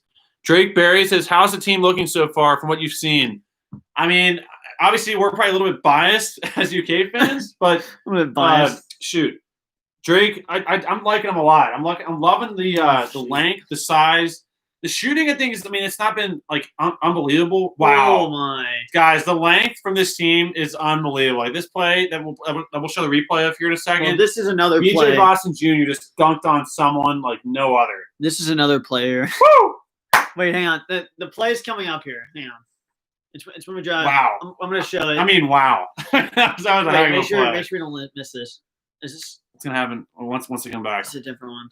But let me see. But how's the team looking so far? Drake, they're looking pretty good, and BJ Boston's starting to show out here a little bit. Here's a possible AM1 dunk. Man, and he went and put his hand on his head too. Sweet. So yeah, Drake, they're looking pretty good so far. Definitely encouraging, and the length has probably been the biggest. I think the biggest thing for both of us is seeing the size and the length easily. Unless it's a camera angle, they're looking just huge. Did they not just look giant? I mean, it's one thing. Oh shoot! The thing is, though, it's not like they're around a bunch of. I mean, obviously, when they're around the coaches and the walk-ons, like they're gonna look a lot bigger because they're like the one guys are 5'9", but. Still. I think even all just next to each other. But talk about a team that should be running down the court, throwing lobs. Like it should be honestly unbelievably exciting to watch. 502 Kentucky fan. In my opinion, we win the national title because of Olivier Sarr. I agree. Once again, in the X Factor video on this channel, I said Olivier Sarr was the X Factor. So I mean, I'm not just saying it. Just a lot of people said that this was a big addition to the teteam, and obviously he's a senior leader. He has a lot of talent. He played at Wake Forest, and I think he definitely throws. I think he definitely tips us over the top as far as how good we actually are. And I believe we are finally getting ready for our. I'm assuming it's going to be like a 15-minute scrimmage. So finally getting to do some broadcasting here in a second. What happened to did Richards do something last year, like during the tournament, or during the game? He did a lot of things during the game. Like Arlo Ashby, Tyler Herro was his best project. Well, true. I guess from like the expectations before the season to the end of the season. I mean, if you look at it that way, then there's been a lot of guys that have came in underrated, like SGA.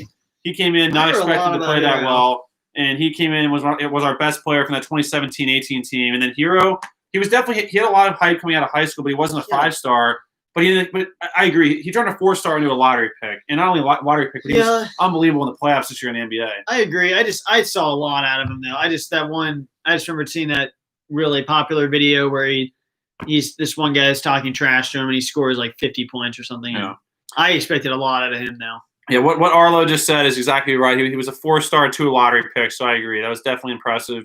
And I agree. I think SGA was a 4-star to a lottery too, if I'm not mistaken. Where's Landon? Hopefully Landon gets in here. I haven't seen Landon in a while. Bling Productions. Hi, what's going on, Bling? Bling Productions. Dylan Rydell, Ashton Hagens to Heat. Did you know that Dante Allen is cousins with Russell Wilson? No. Wait, who? He said number 11, Dante Allen's cousins with Russell Wilson, the quarterback from the Seahawks. Wow. That's crazy. I did not know that. Thank you for breaking that, Dylan Rydell. It's a good little fun fact there. And Ashton Hagens to Heat. That's what I've been hearing, honestly. I've been hearing a lot of that. So that'd be kind of interesting to see. Looks like why are they taking? Okay, Blue's over here. So guys, hold on. So Blue. Oh, they're flipping. Oh, okay. So let's say the Blue team is Davion Mintz, Cameron Fletcher, Dante Allen, Jacob Toppin, and Lance Ware. So that's Blue. And then looks like we got Drake Berry. Can't wait to see what BJ Boston brings. Exactly. Honestly, that last little stretch from him was pretty cool to see, and he has that attitude too. We're still not scrimmaging. What? We're doing like my. Who just blocked Sarr? that? Sarr just rejected Dante Allen, I believe. Sarr is definitely going to be a standout. Wow. We got to show this block. Wow. It's oh man, it's Mr. Dunker.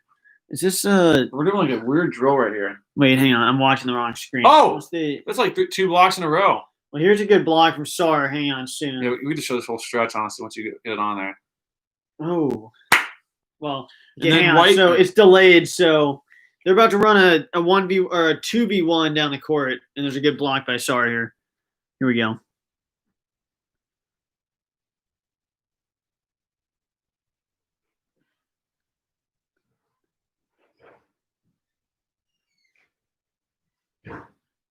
Oh, Devin, Good was a attempt. nice little mid. Sorry, guys. You're on a different I'm ahead. time schedule. I'm ahead. I'm done. Drake, I agree. Drake. Trying to show as much as we can. They were about to scrimmage here finally. I guess this is technically scrimmage, but it's just kind of a weird format of doing it. Yeah, thanks for everyone for being here. Yeah, seriously, guys. Thanks for doing it. I really appreciate it. It's crazy. Honestly, I can't even believe it. Might be the most people we've ever had on a live stream. Crazy. Except for when we lost to Utah. Or Texas Tech had a lot in here when they thought we were going to lose. Oh, breakout. BJ Boston. Oh! Kansas, that's you way behind. You're ready for this replay, guys. If you're watching live, that dunk is pretty sweet. You agree with that, right? Okay. Wow. The highlights coming in 15 seconds. The delay didn't allow me to get what I would do for a fast break opportunity for BJ Boston in the open four in the Final Four against Puke. I mean, that would be a moment that we'd all pass out because it would be that exciting to watch. It's coming up here. Got to see this. Watch this. He gets his hands out with that length. Gets the steal right. Wait for it. Right about here. Boom. And then he gets it. Open floor. Boom. There we go. What? That is definitely a good dunk right there. Goodness gracious. You got 103 people in here. Holy. Just gracious. Wow. Thanks, everyone, for being here. Once again, guys, thank you so much for watching. Can't say it enough. Just appreciate it so much, guys. Really appreciate it. Can't say it enough. And yeah. If anyone who just joined, we're trying to show the footage we can. We have to show it, take it away, so we don't get our freaking channel erased from the internet. We're finally scrimmaging. There's no score being shown. They're kind of doing a weird format of the scrimmage, but whoa! Someone just drilled a three. Really? Yeah, guys. What I'm saying, guys, is a little bit ahead because like the 20 seconds, kind of like 20 seconds behind. But it's a good way to show you guys highlights because we'll be able to see it before it happens. And they already have the screen minimized, which is very frustrating. Yeah, that actually is this little side point, little argument, little frustration bit here. They're showing Cal being interviewed. They don't need to show him his video. It's audio. You guys don't know what you're doing. We don't need to see someone because they have a mask on in the first place. We don't need to see them talking. No, I don't understand why you need to. We only need the audio. Honestly, thank you guys for being in here right now because you're taking away. For one, we appreciate you watching just for watching, but then also you're helping us not get so mad about the actual broadcast on the screen here because them showing the split screen is one of the most frustrating things. The only thing that can make it worse is if we were like losing to someone and they were doing this. Well, yeah, 'cause it's not only is it just frustrating just for us watching. Like Calipari is talking, we can hear it, but then also for trying to show you guys the screen, it's smaller, so it's like it's more pixelated. Yeah, goodness gracious! But thanks for tuning in, guys. Hopefully there's some good plays coming here. They're showing the jumbo screen, but hopefully it's not a freaking ESPN official on here. But I mean, I'm kind of scared now. Yeah, let's turn it back a little bit. Yeah, we're gonna it's going way too. We'll show you some replays, guys. Some pretty crazy plays when they happen, but yeah, we definitely have to be careful. Yeah, we don't want. There might be an ESPN official in here. I really don't. But again, if you're just getting in here, guys, I've said it 1,000 times, and he's kind of said it too. Just want to say thank you for watching. Thank you for being in here. Yeah. And definitely thank you for being subscribed if you are subscribed. But even if you're not, and you're watching, just thank you so much for watching. Appreciate it a lot. I mean, I think. And the stuff we'll definitely show if there's a good play. We'll definitely show you guys. Yeah. We'll get on there. Get in there. Yeah, hopefully, guys. I don't know what's happening here. Because hopefully we scrimmage here in the next minute because we're approaching the end of this, and we've not done a legit 5-on-5 scrimmage for full court yet, which is kind of frustrating. But we're doing some simulations of some drills, obviously 4-on-4. We're finally doing some 5-on-5, I believe, but. Maybe this was a decision that Cal made here at the last second or something. Yeah. But let's see. if there's just we're definitely have the good replays and highlights here. Yeah. It seems like they're just filming Cal right now. Yeah, right now we're seeing nothing but Cal. I don't know why we're not seeing the game. White Gold 23. We definitely look like the best team money can buy. BBN. Is that a shot or is that a? Yeah, you just you said BBN though. You said BBN. So hey, we didn't buy anything. We definitely look pretty good. Drake Berry. Integrity here, Kentucky. Drake Berry. I think Jacob Toppin is going to be huge for us. And no, without a doubt. Once again, I was not expecting him to play this year at all because again, like we all thought that he was going to be having to like sit out this year because he was from Rhode Island and the expectation was that he was supposed to sit out for the season. So that's crazy. I was just showing they're showing Cal right now on the screen, so you're not missing anything. And then Drake Berry, who do you think? I think we're still doing like fast break drills right now. Wow! Nice little dunk from Terrence Clark. The replay coming soon. Replay coming in that 15 seconds.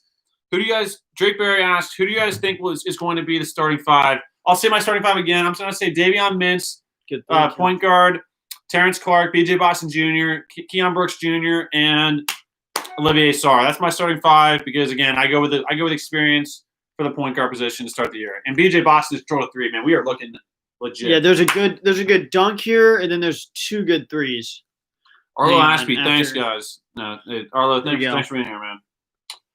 Piper 3974. What's up, guys? You think this year is a platoon system? That's crazy you brought that up, Piper, because we actually been talking about that a little bit. We talked about it earlier. I think that we really should do a platoon system. Guys, we are drilling shots like no other right now. I know we're doing like a drill, 3-on-3 drill, but it's pretty impressive watching this right now. The length, the shooting's picking up. If he hits this shot, BJ Boston just took a good shot, just didn't go in. Guys, we're still not scoring 5-on-5. We are 5-on-5 right now, but we're doing like a transition type drill. Oh shoot. Get up. There you go. Do we make this three? Or do we make it three here? I think we do here. Yeah, I think he drills this. He kicks it out. I think we drill three here. Yeah, who is that? No, wait. Mine. Yeah, I think we drill this. That's Another Dante. one. Jeez. Guys, Dante Allen. Someone asked me who's the best 3-point shooter. I know it's just one play, but Dante Allen, I was hearing a lot of good stuff about him from shooting wise. Was your go-to? Yeah, but no, Piper. I think we really could do a platoon system if we're actually that deep. Like once we figure out if we have 10 guys that can play, then we have to go platoon. I think you can't keep 5 guys. But I love the platoon system for 2014-15 teams. We went 38-0. Well, you can have that opinion. I love that you have that opinion. I love it, but and I know. I think we should definitely try to get 5 starters, or at least get 7 starters, and then have those people that are going to get worked in. I don't really like the idea of the platoon system, just because I'd like to be able to mix and match players. Try to find the right mix, but. I mean, I think you should have got the. Then if you go the whole year without them interacting or switching up, then I just feel like you're gonna have a problem if you have an injury or something. I think you should have got the Louis special. Okay, well, I just don't think I don't really love the idea of it, but.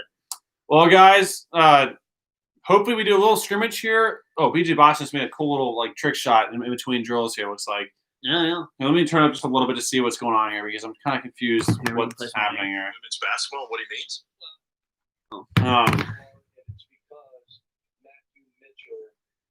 Yeah, Cal's still being interviewed, and looks like we're doing some other breaking news here. Kentucky women's basketball coach Matthew Mitchell just resigned. Wow, it's crazy. Wonder why that was. Breaking news. Piper, what recruit do you think we get next year? So someone that's not committed, because obviously right now for 2021 we have. Just to recap that as well, we have Nolan Hickman, 4-star point guard, Bryce Hopkins, 4-star power forward, and Damian Collins, a 5-star power forward. The next one, I think we land. I think a surprise, guys. I know Paulo not Paulo Banchero. What's his name? Who's 21? Alec Baldwin. Alec Baldwin's on against Skyy. Patrick Baldwin. He had the same last name. He had the same last name. I don't think Alec Baldwin would be very good. Patrick Baldwin Jr. The number 1 player in the class. I think we're in the running for him, not Alec Baldwin, but Patrick Baldwin Jr. Whoa! Someone said a cool idea, John. But Patrick Baldwin Jr. I know he's favored to go to Duke. I think he has all the predictions. But I think he could be a surprise, guys. Remember last year, like 3 years ago, Kevin Knox was favored to go to Duke or North Carolina, and he ended up picking Kentucky. There's no correlation to those two at all. But I'm just saying, I think that'd be a pretty cool recruit to get. Even though obviously Jonathan Kuminga, who we lost because of him going overseas or whatever, like picking another option. Obviously, that option's a little bit out of the way. But I think Jaden Hardy, Patrick Baldwin Jr., and then there's also other guys. There's this like Tyler Hero-esque like guy from overseas, or like he seems like he's from overseas. Hold on, Dante Allen shoots a 3 and drills it. Here you go, Allen. But that's a good question, Piper. I think we're easily going to add, I think, 3 or 4 more, maybe even 5 or 6, depending on how many guys lead this year's team. But we're definitely landing some more recruits, and my prediction is we'll either end up with the number 1 or number 2 class, because that's just where we usually are each year. Especially we have to reload the entire team. Well, here's a replay of a 3-year. And then, shoot. By Alec Baldwin's son. People are already saying laugh. Alec Baldwin's, once again, guys, I'm sure I'll get put on all the hate reels of UK. I just can't enjoy that. But don't write it all. How much do you think the lineup will change throughout the season? Where's Kareem Watkins? So first off, Kareem Watkins, I'm not sure where he is. I'm not sure. Have we seen him yet? I don't think he's out there. Dang. He would. Dude, we are hitting shots. Davion Mintz just threw a 3. That was from downtown. That was like max. But if we can do that and with our length, look out. But I don't know. I'm not sure where Kareem Watkins is right now. But he did just we just added him within the week, so there's a chance he's just not even on campus yet. And then your other question was, how much do you think the lineup will change? I think it's going to change a whole heck of a lot, especially to start the season. Like, expect this lineup, guys, to change like day to day, literally from game to game. It's definitely November, December, shot from, and even I think January. But don't expect our rotation to really be set till I'd say late February, not late March, late February, and then expect then, because usually Cal likes to find out his like solid rotation or at about that type of year or time of the year. Yeah. So I'd say late February is when the lineup would kind of solidify a little bit more. And then let's see, Harvey Mills. Shout out to Lance Ware from Camden High School. Okay, Harvey Mills. Well, hey, if Lance Ware sees this, we'll definitely give you that shout out. Did you hear my major gaffe right there? But let's see. I'm not sure. I'm not sure where Green Watkins is right now, guys. But guys, just to be clear, Alec Baldwin's not playing. Yeah, guys, I know. I didn't mean to say Alec Baldwin is our next recruit. He has the same last name. Okay, could be his son. He's not his son, but from what I know, could be at least. But no, guys, it's 8:30. I'm not sure what's going to happen here after the commercial break, but we'll let you know once it comes back on here. But yeah, just in case if you guys are still in here, just in case you guys know if you didn't hear this before, we are doing a live stream next Friday night for Big Blue Madness, because that starts at 9 p.m. on SEC Network next Friday night. So yeah, stay tuned for that live stream. And then also a video that's coming out very soon for this channel is about Skyy Clark committing. I'm very behind on that one, so I apologize again, guys. I really apologize on that. It's not going to happen typically for any kind of news updates here on this channel. But yeah, Skyy Clark did commit. He's a 2022 recruit in the 2022 class. And from what we've heard in this group chat, and also from reports from UK Reactions contributors, Skyy Clark has the potential and opportunity to reclassify into the 2021 class as well. So yeah, that could definitely happen. And that video is coming out. That'll be the next upload, hopefully before our next live stream. And then let's see, Mihal Palmer. Could Terrence Clark be the next Khalil Whitney? Hopefully not. Hopefully not. I as soon as you said that, I definitely made that connection in my head, just based upon just how they both were like freakish athletes coming out of high school, and then they just did not. I just don't think if Khalil Whitney would have stuck it out, he really just had he was the most athletic guy on the team, and I just think if he would have stuck it out, he would have potentially maybe broken out later in the year. I mean, some guys don't break out till. I mean, hey, listen, Marcus Lee did not have his breakout game till the Elite Eight in the 2014 tournament. Like, some guys just take longer to have. I'm not saying especially since you saw all the people that left, with how many people left, if he just sticks around for a year, he's already got that kind of. He's only the second sophomore then. Yeah. And if he stays another year, I mean, especially we saw how much Richards could transform. I mean, just give it a couple of years, and not only with how many people leave, you'll definitely stand out, and you'll definitely be able to freaking play. That's for sure. Yeah, definitely. And Cal would find a spot for you, especially if you stay. Dylan Rydell, Terry Wilson, or Joey Gatewood. Can you do football content? Dylan Rydell, thank you for bringing that up. I think we will start doing live streams for football games again, just to like be able to talk during the game. We can do like kind of play-by-play, talk about the games and stuff. So I think we will. And obviously we're not changing our basketball content or anything like that. Like the football stuff would just be an addition to what you already see on the channel. So don't think if we did football stuff like we'd be like switching what we're doing. Like it's all, no matter what we do with this channel, we're always sticking with our Kentucky content, what you're seeing now, and evolving to some reaction stuff, some more commentary things, and seriously, more stuff like that. But honestly, don't worry about it. We will definitely be doing live streams for football. And particularly this weekend, we might even do a live stream for the game Saturday. So, well, actually, maybe not. Maybe not this weekend because we're going to be out of town. But once we're back in town, we'll be able to do a lot of live streams for games. Still doing it. Well, actually, the next Kentucky game next week is against Alabama. So we'll be careful with that one. But because you can see up here behind Kenny, we have a I'm very confused by what's going on the TV right now because this was supposed to be over at 8:30. Well, and everyone's sitting down on their phones right now.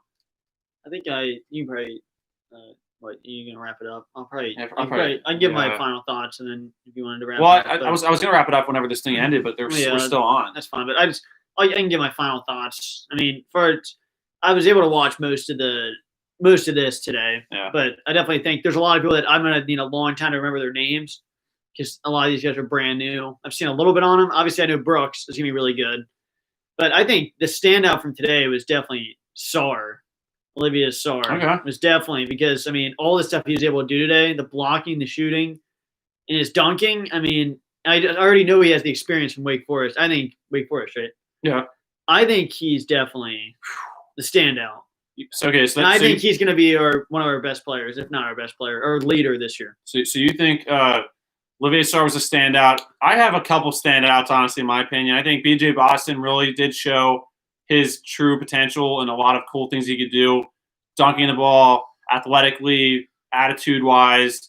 He just looks like a stud. I mean, he's a stud. Yeah. You can't – there's no way around it. He's an absolute stud. And he definitely was very cool to watch. I also have to say Lance Ware. I know I keep saying him. Aside from that one pass, which I think was just miscommunication with him and Davion Mintz, he looked like he was had a lot of potential, huge, long arms, huge hands. Could jump out of the gym, had a nice left-handed shot. Well, we know there's gonna be a lot of freaking tough games with this brand new of a team. There's gonna be some rough games. I love the edge of this team, honestly. Like just the clip that they just showed there with B.J. Boston dunking, which, by the way, guys, the broadcast did just end on TV, so don't think you're missing it. It's off. They just ended it. But B.J. Boston Jr. on that dunk there, you saw Devin Askew yelling from the side. I just think that whole – I'm telling you guys, if we're going to win a title again, we have to have a team that buys in together, plays with energy, has that extra edge about them, slaps the floor on defense, gets after it on defense, and just gets every rebound, fights for all the blocks, and just plays with that extra edge. If we do that, and we can actually have that drive to pull away from teams, that's going to be a championship level team. And also be able to like play through adversity too. And just like say we're down by 10 points early on the road to someone, just scratch and claw away like that. Last year against Florida, we were down by 27 points, right? Yeah. Something insane. Maybe more. I think it was like something insane. We came all the way back and just something like that. I think if we were able to pull away, play with energy, and just relax and just play hard out there, if we just play hard, play with energy, road games, we can easily win this thing. And just, I'm telling you right now, there's no limit to how good we can be this year.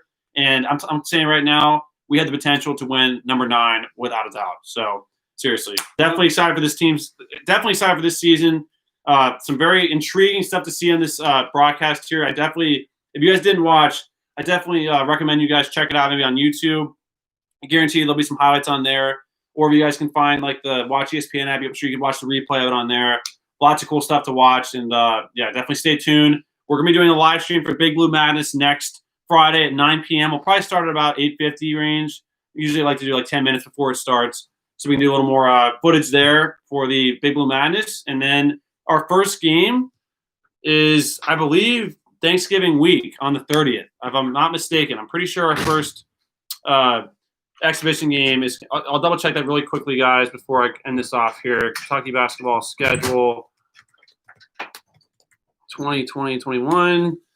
Our first game against Morehead State is November 25th, which would be the day before Thanksgiving. Wow. So we're like basically 2 weeks away from that. That's crazy. Our first exhibition game, guys, is against Morehead State, November 25th. I'm not sure what time it is. And then, yeah, that's an exhibition game. And then we play Detroit on that Friday. And then we get right into it. So looks like we played Kansas on December 1st. Lots of developing stuff, guys. I'm doing a schedule video too, talking about like games we have coming up, and obviously the Big 12 SEC Challenge. I'll be doing a separate video on that, talking about how we're playing Texas, and very excited about a lot of stuff. But again, my standout from today's Pro Day 2020 was Lance Ware, BJ Boston Jr., and you had Olivier Sarr as your standout. Yep. So yeah, just comment one more thing, a few more comments here. Arlo Ashby, thanks guys. Can't wait for Big Blue Madness. Definitely, thank you Arlo for being in here. Definitely can't wait to catch up with you on next Friday. 502 Kentucky fan. This team reminds me of 2015 as far as their length. Oh, without a doubt. I'm talking right now. That was probably the biggest takeaway that we both agree on was the length, without a doubt. Yeah. From the moment that this broadcast started, I was like taken back on like how big we were. So yeah, I agree. So defensively and just athletically, we are through the roof, and I want to see us go fast-paced, press, and just push up the floor every single play. And then Nicholas Hall, I think Olivier Sarr will be good this year. Go Big Blue. No, you're 100% right, Nicholas Hall. He should definitely be a standout on this team, an absolute stud, and he's a big reason why we have, without a doubt, the potential to win number 9 this season. Seriously. Yep. And then Dylan Rydell, can you go live for the NBA draft? Yes, we will. Is that let me double check when that is really quick before I wait. NBA draft 2020. When is that? Shoot. That's next Wednesday. So yeah, we will be doing a live stream for that, especially with like our guys in the draft and stuff. So it'd be kind of cool to see our guys taking and stuff. Yeah. And the NBA draft's just one night. It's not like NFL where it's like 10 days in a row. So yeah, so be ready for that. We'll be doing a couple live streams next week, the NBA draft and Big Blue Madness on Friday. So guys, tons definitely get on board. Join the UK Reactions family. We'll be doing tons of live streams for all the games, all the games, Big Blue Madness drafts, the NBA draft, and also football stuff too. Like we're gonna start doing some live streams for the football games as well. So yeah, so lots of stuff to come, guys. Tons of content, hype videos, highlight videos, reactions. Lots of stuff coming here for UK Reactions. So definitely get on board. And again, I can't thank you guys enough for tuning in, watching. And one more comment. Nicholas Hall said, everybody ready for a new Kentucky basketball season? Yes, we are, especially with how last year ended. I mean, I'm just craving to just cheer on a play and like cheer for a rebound or for a dunk. I'm just so ready. Yeah. And Travis Johnson, I'm saying we're going to go – how far do you think this team's going this year? You say Final Four?